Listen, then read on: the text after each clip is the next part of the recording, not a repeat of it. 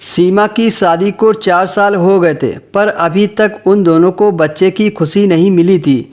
जब सीमा और बंसल साहब ने डॉक्टर को दिखाया, जांच के बाद पता चला कि ना तो सीमा में कोई कमी है और ना ही बंसल में कोई कमी है। फिर भी उन दोनों को बच्चा नहीं हो रहा था।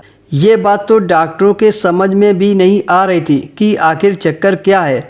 सब कुछ ठीक होने के बावजूद भी ऐसा क्यों होता है। यह तो शारीरिक विज्ञान के समझ से बाहर है, पर ऐसा कभी कभी ही होता है। उस डॉक्टर के अनुसार बंसल साहब और सीमा के केस में भी ऐसा ही हुआ था। अगर बंसल साहब किसी दूसरी औरत के संपर्क में आए तो बाप बन सकते हैं, या फिर सीमा जी किसी और पुरुष के संपर्क में आए तो उन्हें मां बनने में कोई दिक्कत नहीं होगी।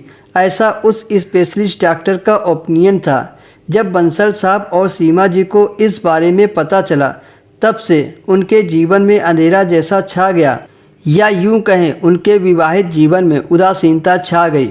एक तो वैसे ही शादी के कुछ सालों बाद पति पत्नी के बीच में कोई रुचि नहीं रह जाती है, लेकिन उस डॉक्टर की बात सुनकर दोनों के बीच कुछ करने की इच्छा भी खत्म सी हो गई थी।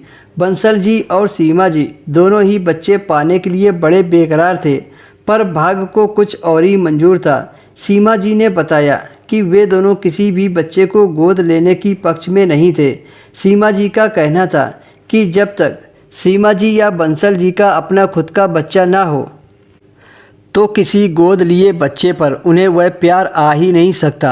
बंसल साहब की दूसरी शादी का भी सवाल पैदा नहीं होता। एक रास्ता यह था कि बंसल साहब किसी और औरत की मदद से बच्चा पैदा करे और उस बच्चे को दोनों गोद ले लें, पर ऐसी भरोसेमंद औरत कौन होगी? क्या वह इस सौदेबाजी के लिए राजी हो जाएगी?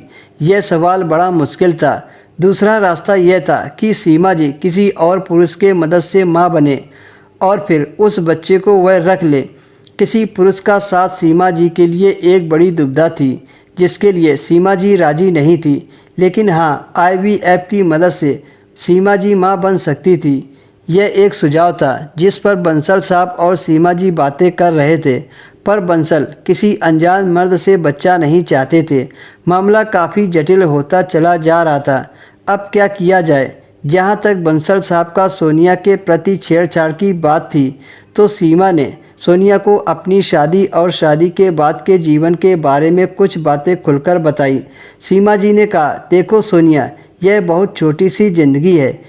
इसमें भी ऐसे कपल कहाँ मिलते हैं जिनसे अपनेपन का एहसास हो। बड़ी मुश्किल से आप मुझे मिली हो जिससे खुलकर हम अपने दिल की बात कर सकते हैं। सीमा ने कहा, जब हमारी शादी हुई तो बंसल साहब को मैंने अपनी शादी से पहले अफेयर के बारे में बताना चाहा। तब बंसल साहब ने सीमा से एक बात कही।